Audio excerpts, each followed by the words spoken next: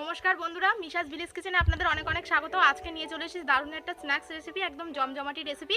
সেটা হচ্ছে mutton চর্বির chop.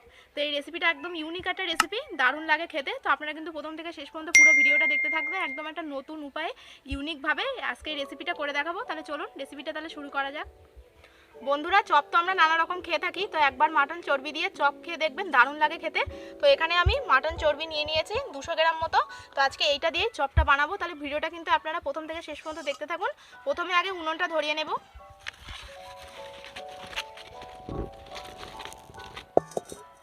বন্ধুরা, খাসির চর্বি দিয়ে চপ করার জন্য কিন্তু আগে প্রথমে কড়াইতে জল দিয়ে নিয়ে আগে প্রথমে সিদ্ধ করে নিতে হবে। এখানে আমি অল্প করে জল দিলাম। কড়াইতে আমি জলের মধ্যে দিয়ে দেব হাফ চামচ লবণ আর একটু হলুদ। জলটা ফুটে উঠেছে, এবার আমি জলের মধ্যে এই চর্বিগুলো দিয়ে দেব। আর এগুলো কিন্তু আমি এরকম ছোট ছোট টুকরো করে কেটে নিয়েছি। একদম এরকম ছোট ছোট টুকরো করে কাটতে হবে।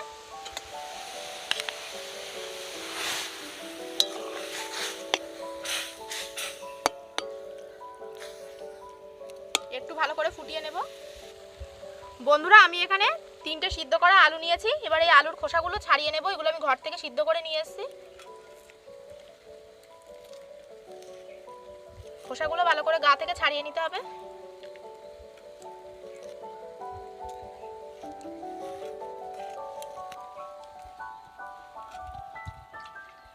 এবার আমি আলুটা গ্রেট করে নেব।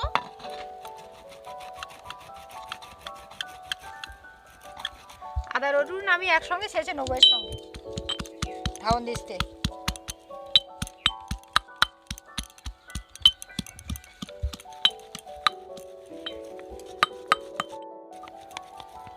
আলুটা আমার ভালো করে গ্রেট করে নেওয়া হয়ে গেছে। আর এইভাবে গ্রেট করলে কিন্তু বন্ধুরা ভালো করে আরও আলুটা ম্যাশ হয়।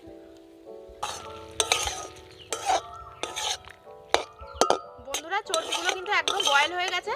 আর এইভাবে যদি আগে একটু বয়েল করে নেওয়া যায় তাহলে কিন্তু চর্বিগুলো আর গলে যাবে না, আর খেতেও কিন্তু খুব সুন্দর লাগে মুখে যখন পড়বে।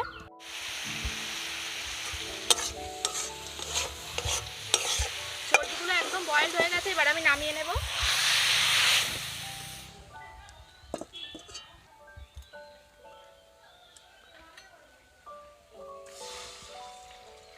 এবার আমি কড়াইতে দিয়ে দেব একটু সর্ষের তেল। এবার আমি এখানে একটা বড় সাইজের পেঁয়াজ কুচি করে কেটে নিয়েছি। এই পেঁয়াজটা দিয়ে দেব তেলের মধ্যে। আর এখানে আদা আর রসুন ছেঁচে নেওয়া আছে, সব দিয়ে দেব একসাথে।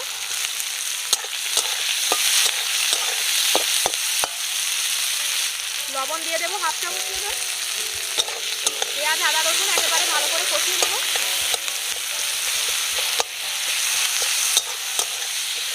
পেঁয়াজ আদা রসুন আমার ভালো করে ভেজে নেওয়া হয়ে গেছে।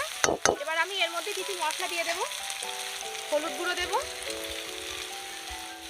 ধনে গুঁড়ো দিয়ে দেব, শুকনো লঙ্কার গুঁড়ো দেব, কাঁচা লঙ্কা আমি গ্রেট করে নিয়েছি সব দিয়ে দেব। 4টে কাঁচা লঙ্কা নিয়েছিলাম।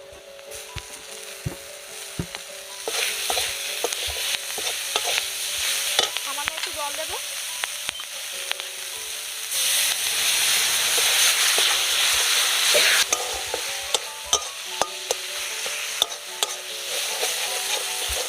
সব মশলা আমার ভালো করে কষিয়ে নেওয়া হয়ে গেছে।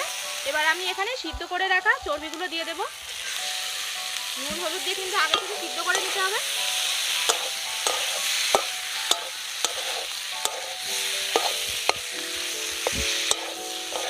চর্বিটা আমি ভালো করে কষিয়ে নিয়েছি। একদম এইরকম কষিয়ে নিতে হবে ভালো করে। আর এই চর্বি কষাতে কিন্তু বন্ধুরা ভাত খাওয়া হয়ে যাবে, টপ অবধি আর যাবে না। 1 চামচ মতন গরম মশলার গুঁড়ো দিয়ে দিলাম। ভালো করে একটু নেড়ে নেব। বন্ধুরা, এবার আমি এই মশলার থেকে শুধু চর্বিগুলো তুলে নেব। শুধু চর্বিগুলো তুলে নেব, মশলাগুলো কিন্তু নেব না।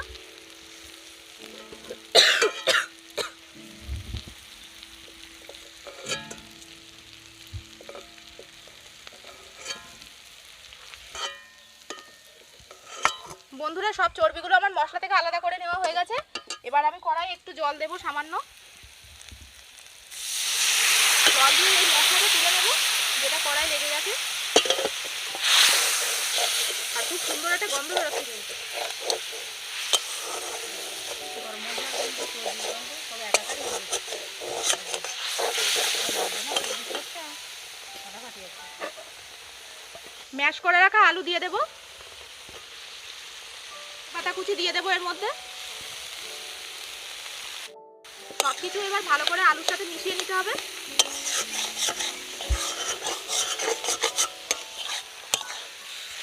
সব মশলার সাথে কিন্তু আলু ভালো করে মিশিয়ে নিতে হবে।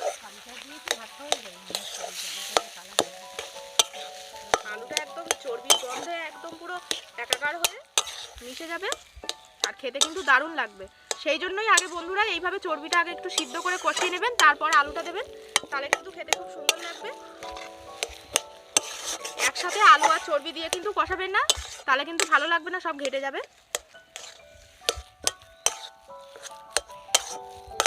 আলুটা ভালো করে মশলার সাথে মিশিয়ে নেওয়া হয়ে গেছে। এবার আমি এর মধ্যে একটু ব্রেড ক্রাম্বস দিয়ে দেবো। এই ব্রেড ক্রাম্বসটা দিলে কিন্তু আলুর এই পুরটা একটু শক্ত হবে।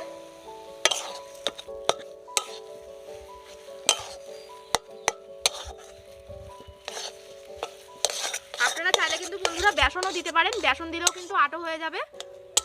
দেখুন ব্রেড ক্রাম্বসটা দেওয়ার সাথে সাথে কেমন রেটে গেছে। বন্ধুরা আলুর পুরটা আমাদের রেডি হয়ে গেছে, আর একটু গরম মশলার গুঁড়ো দিতে হবে। 2 চামচ মতন গরম মশলার গুঁড়ো দিয়ে দিলাম। ভালো করে এবার মশলাটার সাথে মিশিয়ে নিতে হবে। আলুটা আমাদের রেডি হয়ে গেছে, এবার আমি নামিয়ে নেব। বন্ধুরা এখানে আমি ব্রেড ক্রাম্বস নিয়েছি, এই ব্রেড ক্রাম্বসটা কিন্তু কোটিংয়ের কাজ করবে। তো আপনারা যদি না পান সেক্ষেত্রে কিন্তু পাউরুটি গুঁড়ো করে নিতে পারেন, একটু শুকনো কড়ায় নেড়ে নিয়ে সেটা মিক্সারে বা শিলে গুঁড়ো করে নিতে পারেন। ব্রেড ক্রাম্বসটা ছড়িয়ে দেবো। এই ব্রেড ক্রাম্বসে 2 চামচ মতন চালের গুঁড়ো নিয়েছি, একটু ছড়িয়ে দেব।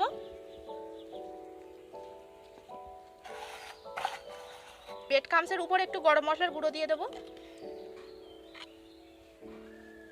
তাহলে খেতে খুব সুন্দর লাগবে। শুকনো লঙ্কার গুঁড়ো নিয়েছি, দিয়ে দেব। সব কিছু এবার ভালো করে মিশিয়ে নিতে হবে। আর এই চালের গুঁড়োটা দিলে কিন্তু বন্ধুরা একটু মচমচে হবে, সেই জন্য আমি চালের গুঁড়ো দিলাম। এবার এটা এরকম করে পাতিয়ে নেব। এবার আমি ময়দা আর ডিমের একটা ব্যাটার করে নেব।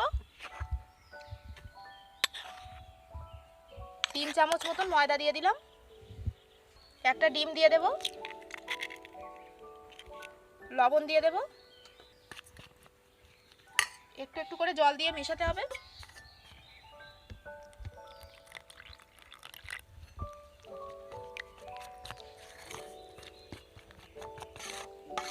একদম এইরকম হবে, বেশি পাতলাও না আবার বেশি ঘনও না। ব্যাটারটা আমার তৈরি হয়ে গেছে। বন্ধুরা এবার আমি চপগুলো গড়ে নেব। আলুটা কিন্তু ঠান্ডা হয়ে গেছে, আর আলুটা দেখুন একদম শক্ত। আর একটু হাত দিয়ে ম্যাশ করে নিলাম।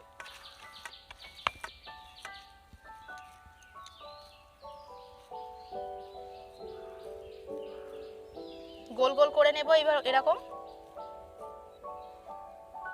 ভিতরে একটা চর্বি দেব, দিয়ে এইভাবে মুড়ে নেব।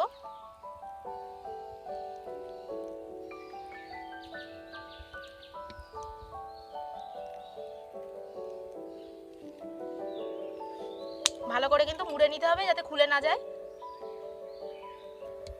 একদম এইরকম সাইজ হবে। তো এইভাবে আমি আগে আলুর পুরের মধ্যে সব ভরে নেব।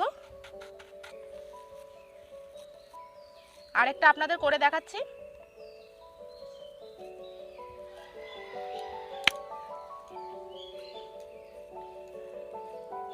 এইভাবে একটু হাতের তালুর উপরে রেখে এরকম সমান করে নিতে হবে। চর্বি দিয়ে দেব মাঝখানে, দিয়ে এইভাবে মুড়ে নিতে হবে।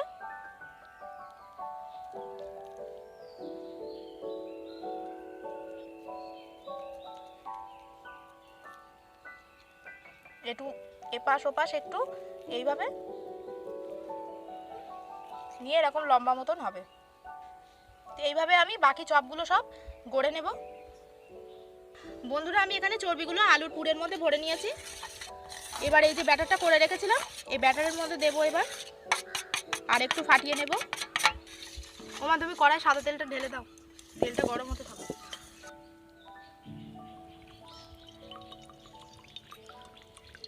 ডিপ ফ্রাই হবে, বেশি করে তেল দাও। এবার আমি ডিমের গোলার মধ্যে দিয়ে দেব, দিয়ে কিন্তু বেশিক্ষণ রাখা যাবে না। ব্রেড ক্রাম্বসে দিতে হবে, আর একটা হাত দিয়ে এইভাবে এইভাবে ব্রেড ক্রাম্বসগুলোর গায়ে দিতে হবে। এক হাতে কিন্তু করা যাবে না, তাহলে কিন্তু ব্রেড ক্রাম্বস আর এই ডিমের গোলাটা কিন্তু লেগে একাকার হয়ে যাবে।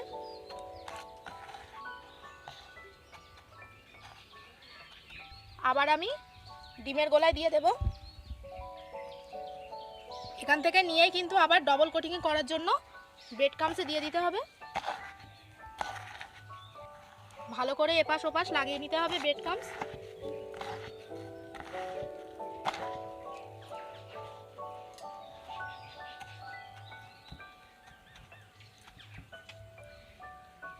এটা আমার গড়ে নেওয়া হয়ে গেছে, রেখে দেব সাইড করে।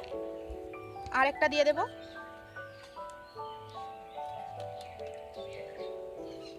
আবার ব্রেড ক্রাম্বসে দেব। এইভাবে আরেকটা হাত দিয়ে ব্রেড ক্রাম্বস দিতে হবে এর গায়ে। বন্ধুরা মনে রাখতে হবে প্রথম কোটিংটা কিন্তু একটু হালকা করেই ব্রেড ক্রাম্বস লাগাতে হবে। তারপরে আবার ডিমের গোলায়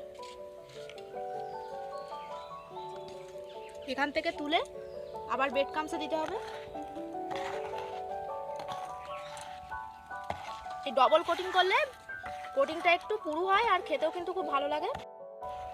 এপাশ ওপাশ করে ভালো করে লাগিয়ে নিতে হবে ব্রেড ক্রাম্বস।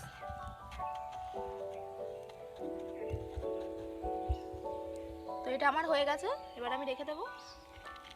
বন্ধুরা এইভাবে আমি বাকি চপগুলো সব গড়ে নেব। বন্ধুরা মা ওদিকে চপগুলো গড়ে নেবে, আমি এগুলো গড়ে নিয়েছি। তেলটা গরম হয়ে গেছে, এবার আমি চপগুলো ভেজে নেব।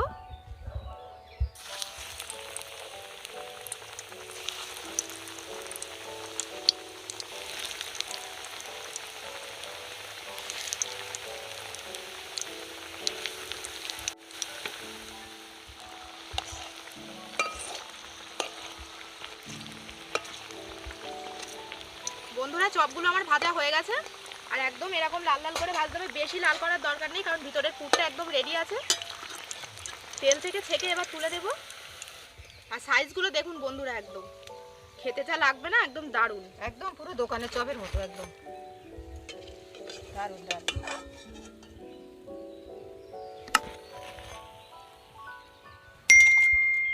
বাকি চপগুলো সব ভেজে নেব।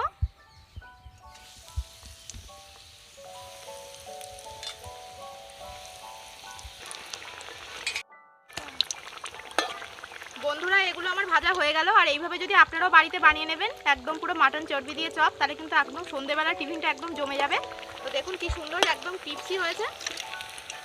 তো এগুলো আমি তেল থেকে ছেঁকে তুলে নেব। একটা খেলেই পেট ভরে যাবে।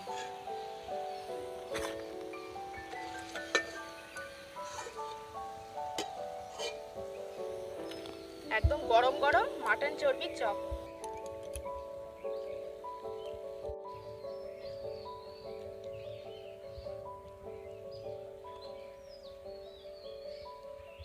বন্ধুরা চপ আমাদের একদম রেডি, গরম গরম খাবো এবার।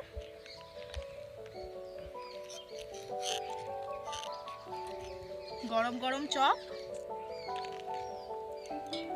আর টমেটো সস দিয়ে খেতে হবে এইভাবে।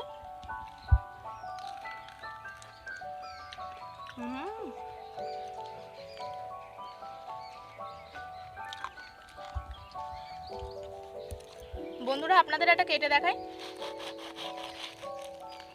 এই দেখুন চর্বিটা একদম ভিতর থেকে উকি দিচ্ছে, আর খেতে কিন্তু খুব সুন্দর লাগবে যখন মুখে পড়বে। এতই গরম যে চর্বি অবধি যাওয়া যাচ্ছে না। চর্বিটা যখন মুখে পড়ছে না, একদম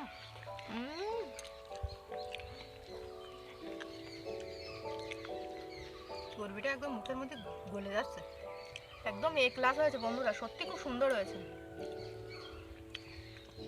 কেমন হয়েছে? দারুণ দারুণ, খুব ভালো। এই দেখুন বন্ধুরা চর্বিটা একদম ভিতরে কিন্তু খুব সুন্দরভাবে রয়েছে। তো এটা এইভাবে কামড়ে খেতে হবে, গরম বলে খাওয়া যাচ্ছে না।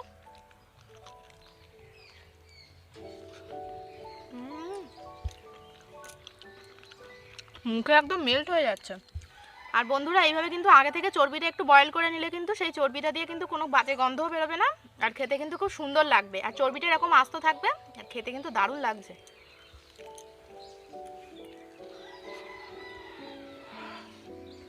একদম ফাটাফাটি হয়েছে না মা? দারুণ দারুণ। তো বন্ধুরা মুখে পড়ছে, একদম মেল্ট হয়ে যাচ্ছে। বন্ধুরা আপনারাও কিন্তু অবশ্যই এইভাবে বাড়িতে বানিয়ে নেবেন, এটা কিন্তু একদম অসাধারণ লাগে। তো অবশ্যই কিন্তু বাড়িতে এইভাবে বানিয়ে খাবেন, সন্ধ্যেবেলায় গেস্ট আসলেও তাদের বানিয়ে দেবেন, খেতে কিন্তু খুব সুন্দর লাগে। আর আপনারা যদি বাড়িতে বানান তাহলে কিন্তু কেমন হয়েছে খেতে সেটা কিন্তু আমাকে অবশ্যই কমেন্টে জানাবেন। তো ভিডিওটি ভালো লাগলে অবশ্যই চ্যানেলটি সাবস্ক্রাইব করবেন, পাশে থাকা বেল আইকন প্রেস করে দেবেন সবার আগে নোটিফিকেশন পাওয়ার জন্য। আর যারা যারা ভিডিওটি এখন ফেসবুক থেকে দেখছেন অবশ্যই কিন্তু পেজটিতে একটা ফলো করবেন, লাইক করবেন আর ভিডিওটি বন্ধুদের সাথে শেয়ার করবেন। তো ভালো থাকবেন, সুস্থ থাকবেন, আজ আসি, দেখা হবে আবার একটি নতুন ভিডিওতে।